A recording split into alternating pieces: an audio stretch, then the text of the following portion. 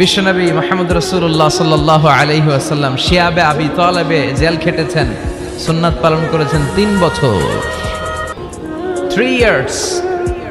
প্রথম বছর ছাগলের গোশত খেয়েছেন, দ্বিতীয় বছর ছাগল শেষ, ছাগলের চামড়া খেয়েছেন, তৃতীয় বছর চামড়াও শেষ, গাছের পাতা, ডাল আর বাকল খেয়ে বিশ্বনবী সাহাবাদেরকে নিয়ে জীবনযাপন করেছেন। জোরে কোন ঠিক কিনা?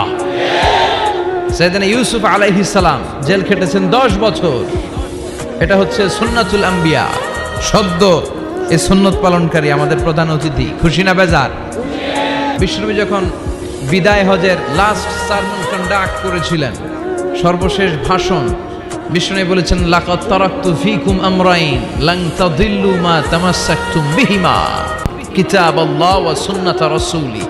আমি চলে যাব আর রেখে যাব দুটো জিনিস। এই দুটো জিনিসকে যদি তোমরা আঁকড়ে ধরতে পারো তাহলে আমি চলে গেলেও তোমরা পথভ্রষ্ট হবে না। তার একটি হচ্ছে আল্লাহর কিতাব, আছে না নাই? আরেকটি হচ্ছে বিশ্বনবীর সুন্নাহ। এই দুটো জিনিসকে যেন আমরা আঁকড়ে ধরতে পারি, আল্লাহ তুমি তৌফিক দাও।